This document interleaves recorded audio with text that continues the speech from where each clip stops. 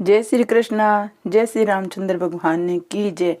श्री अयोध्या जी महात्म श्री रामचंद्र जी की कहानी 30वां दिन हम सब मिलकर सुन रहे हैं। जय श्री रामचंद्र भगवान ने की जय।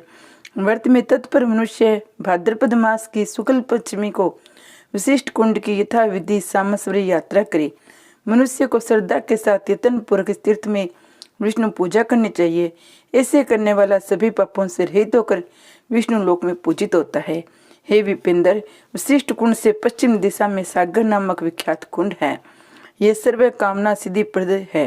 ये स्नान दान करने से समस्त कामनाओं की पूर्ति होती है। पूर्णिमा के अवसर पर समुद्र में स्नान करके व्यक्ति जिस पुण्य की प्राप्ति करता है उसे वह अक्षय रूप में पूर्व के समय सागर कुंड में स्नान करने से पा लेता है। इसलिए पुत्र कामना से सागर कुंड में यथा विधि स्नान करना चाहिए। श्रेष्ठ 80 पूर्णमासी को इस तीर्थ में स्नान करे। विद्वान मानव ऐसा करते हुए समस्त कलुषों से मुक्त हो जाता है तो यहाँ की यथाशक्ति स्नान दान का प्रभाव से स्वर्ग में गमन करता है। सागर कुंड से निकटते कोण में उत्तम योगिनी कुंड है। इस योगिनी कुंड के जल से 64 योगिनियां विद्यमान हैं। ये योगिनियां मनुष्य को तथा विशेष स्त्रियों को सर्वार्थ सिद्धि प्रदान करती है। ये सभी योगिनियां परम सिद्धि प्रद तथा सर्व कामना फल प्रद है। इन योगिनियों की प्रसन्नता हेतु मनुष्य 80 शुक्ल अष्टमी की योगिनी तीर्थ में अवश्य स्नान करे। यहाँ पर किया गया स्नान दान सर्वविध सफलदायक है। यह दक्षिणी आदि सिद्धि देती है तो इसमें कोई संशय नहीं है। योगिनी कुंड से पूर्व दिशा में उर्वशी कुंड नामक उत्तम तीर्थ है। यहाँ जो विद्वान मनुष्य स्नान करता है उसे स्वर्ग में उर्वशी की प्राप्ति होती है। पूर्व काल में यहाँ धीर और तपोधन रव्य नामक मुनि रहते हैं। निराहार जितेंद्रिय होकर वे हिमालय के समीप तपस्या करते थे। महर्षि रंभे की विपुल तपस्या को देखकर देवराज इंद्र भयभीत हो गए और उनकी तपस्या विघ्न करने हेतु उर्वशी नाम की एक श्रेष्ठ अप्सरा को आदर पूर्वक भेज दिया। इंद्र के द्वारा प्रेषित व गजगामिनी अप्सरा हिमालय के पास स्थित रंभे मुनि के अत्युत्तम आश्रम में रहने लगी। उस आश्रम में नए नए पुष्पों से लदी हुई लताओं के कुंज थे। उनमें पक्षीगण मंजुल कुंजन कर रहे थे। यहाँ किन्नरियों के नृत्य संगीत हिरण कुल के अंगों को स्तंभित रहते थे। पुनांग केसर और अशोक पुष्पों के पराग उड़ उड़कर उस लता कुंज में विकीर्ण हो रहे थे। इस प्रकार वे आश्रम ऐसा सुशोभित हो रहा था मानो सुमेर पर्वत बनाने के उपरांत विधाता के द्वारा एक सुमेर पर्वत का निर्माण किया गया है। असीम और असाधारण लावण्य सुधा को धारण की हुई वह उर्वशी कामदेव के सारभूत सौंदर्य कोष प्रतीत हो रही थी। सुंबर मुक्ति किसी श्वेत स्वर्णिम कांति से सम्मिलित देह वाली युवावस्थित रुचिरता से युक्त वह अप्सरा ऐसी जान पड़ती मानो युवावस्था में स्वयं ही उसको सजाया हो। उसके चंचल नेत्रों के कटाक्ष नदी की धवल तरंगों के समान थे। उसके अधर नूतन किसलियों की शोभा को धारण किए थे। अप्सराओं के कानों में गुंजन करते हुए भूंडों से युक्त अमर मंजरी शोभित हो रही थी। वह अमृत से समूत्पन्न प्रिय जालता से समान जान पड़ती थी। चीन का मध्य देश प्रथुल श्रोणी देश से अभ्युन्नत पयोध्रों के कारण वह तीक्ष्ण बाणों वाली पुष्प धंधवा कामदेव की मूर्तिमती शक्ति प्रतीत होती थी। उसे देखकर ऐसा लगता मानो शिव जी की नेत्राग्नि से दग्ध हुए कामदेव ने भगवान शंकर को ठगने के लिए नारी का रूप धारण किया है। विस्तृत नेत्रों वाली आश्रम की लताओं के पुष्पों से करंदनी और कुंडलों को निर्मित करके उन्हें धारण की हुई उस अप्सराओं को महर्षि रंभे ने देखा। उस विशालाक्षी को देखकर उन मुनि की इंद्रियां व्याकुल हो गई और अग्नि ज्वाला के समान क्रोधवेश में आकर उन्होंने उसे श्राप दे दिया। रंभे मुनि ने कहा, जो तुम सौंदर्य से मत वाली होकर तपस्या में विघ्न करने हेतु हमारे आश्रम में आई है, अतः तत्काल तुम कुरूप हो जाओ।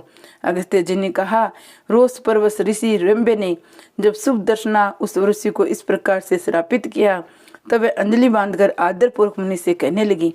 उर्वशी कहने लगी, हे भगवान, मैं अपराधी नारी हूँ, मेरे प्रति आप प्रसन्न हो जाओ। हे वरशील, अब मुझे बताइए आपके श्राप से मुक्ति किस प्रकार मुझे मिलेगी। रंभे मुनि ने कहा, अयोध्या में एक परम पावन महातीर्थ है, तुम तत्काल वहीं जाकर स्नान करो, इससे तुमको पुनः न स्वरूपता का लाभ होगा। आज से वह जल में विद्यमान तीर्थ तुम्हारे नाम से प्रसिद्ध होगा, ये निश्चित है। अगस्त्य जी ने कहा, तदनंतर उर्वशी ब्राह्मण रंभे के वाक्य के आदर करके अयोध्या गई और उनके कहने अनुसार समस्त अनुष्ठान संपन्न किया, जिससे वह तत्काल फिर से सौंदर्य युक्त हो गई। जहाँ उसने स्नान किया था उस स्थान का नाम उर्वशी कुंड कहा गया है। हे मुनिवर, जो मानव इस महातीर्थ में सविधि स्नान करता है उसे परम सौंदर्य की प्राप्ति हो जाती है, इसमें संशय नहीं है। भाद्रपद मास के शुक्ल पक्ष की तृतीया को यहाँ की समस्वरी यात्रा होती है। सर्व कामना सिद्धि हेतु यहाँ पर सभी के द्वारा श्री विष्णु पूज्य है। विद्वान व्यक्ति को ऐसा नियम का पालन करने से वैकुंठ लोक में स्थान वास मिलता है। तीर्थ का सेवन करने वाले पुरुष हो स्त्रियां, वे सभी लोग समस्त कामनाओं को प्राप्ति करती हैं। हे मुनि, शार्दुल उर्वशी कुंड से दक्षिण दिशा में समस्त पापों का नाशक श्रेष्ठतम गोसा कुंड है। यहाँ स्नान दान करने से मानव सूर्य लोक में पूजित होता है। इस गोसार्क कुंड के समान अन्य तीर्थ कहीं भी नहीं है। वर्णी, कुष्ठी, दरिद्र था दुखक्रांत मानव इस तीर्थ में यथा विधि स्नान करके समस्त कामनाओं की प्राप्ति कर लेता है। विशेष रविवार के दिन आदर पूर्वक इस कुंड में स्नान करना चाहिए। सूर्य लोक में जाने का अभिलाषी मानव भाद्रपद और माघ मास के शुक्ल पक्ष की षष्ठी तिथि में प्रयत्न पूर्वक इस तीर्थ में यथा विधि स्नान करे। पो मास में विशेष रविवार को इस तीर्थ में यथा विधि स्नान करना प्रशस्त है।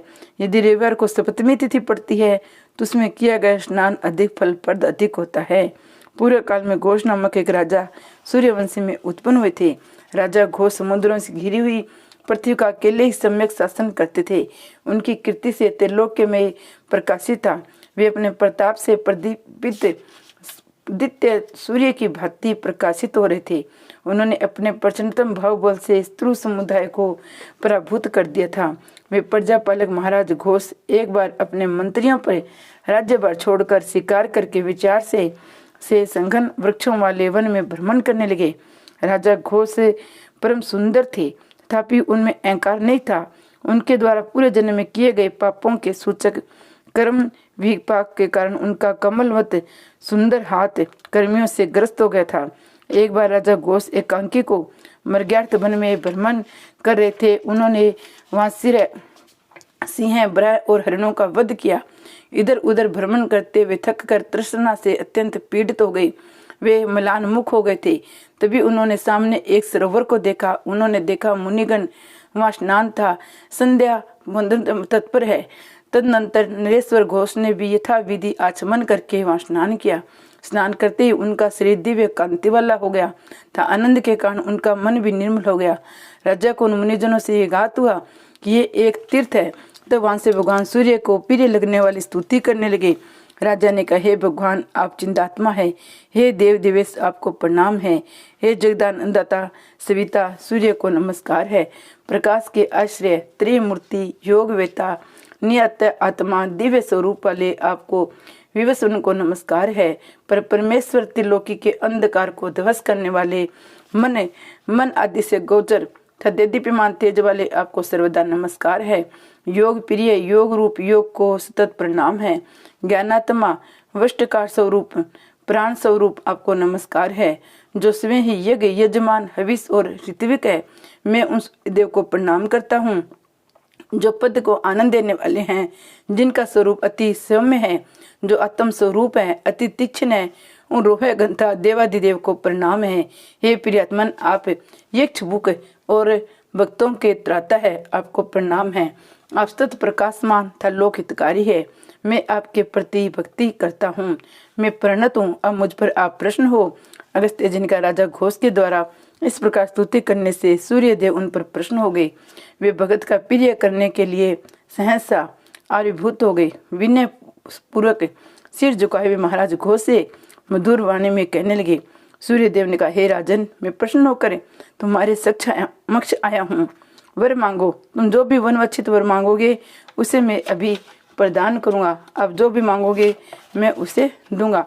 राजा ने कहा, हे विभो, हे भगवान भास्कर, हे अनंत, यदि आप वरदान देना चाहते हैं तब आप मेरे नाम से घटित मूर्ति रूप में यहाँ सदा निवास करो। भगवान सूर्य ने कहा, हे मनुज अंदर ऐसा ही हो। तुम्हारी अभिलाषा अत्यंत मनोरमा है। हे नरेश्वर, जो लोग तुम्हारे द्वारा पठित मेरे इस वन का पाठ करेंगे मैं उनके अति प्रसन्न होकर समस्त अभिलाषाओं को पूर्ण करूंगा। यह स्थान पृथ्वी पर तुम्हारे नाम से परम प्रसिद्ध होगा। जो मानव यहाँ स्नान करेगा उसकी सभी इच्छाएं पूर्ण होगी। हे राजन, मेरा भक्त यहाँ सत्य स्नान करे, वह यहाँ जो जो कामना करे उसे वह सब प्राप्त होगा। तो अस्त्र जी ने कहा, शस्त्र किरणोमलि तेजो में सूर्य देव ने परम कृपा प्रायण होकर यह वरदान दिया। इसके प्रांत वे अंतर्ध्यान हो गए। महाराज घोष भी सूर्य देव के शरीर से प्रकट हुई अत्युत्तम मूर्ति को वहां स्थापित करके स्वयं उसकी पूजा करने लगे।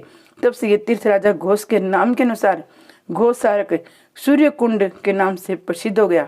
हे राजन, यहाँ स्नान करने के मनुष्य सदा सर्वदा सूर्य लोक में निवास करता है। इस प्रकार आदर सहित अमृत में सूर्य कुंड में प्रथमत स्नान करने के अनंतर उत्तम विधि विधानों के अनुसार विमल तथा उत्कट भक्ति भाव से उस आदित्य मूर्ति का जो मनुष्य शीघ्रता पूर्वक पूजन करता है उसे निष्कलंक प्रभुत कीर्ति की प्राप्ति होती है तथा सूर्य लोक में निवास करता है। अगस्त्य जिनका हे विप्रसे गोसाक तीर्थ में से पश्चिम दिशा में सर्व पापारी रति कुंड नामक प्रसिद्ध तीर्थ स्थान है, जहाँ स्नान दान से अनुपम सौंदर्य की प्राप्ति होती है। उस कुंड से पश्चिम दिशा की ओर कुसुमायद नामक अतुलनीय कुंड प्रसिद्ध है। ये समस्त कामनाओं का साधक है। यहाँ विधि पूर्वक स्नान दान करने से मनुष्य कामदेव के समान सौंदर्य का लाभ होता है।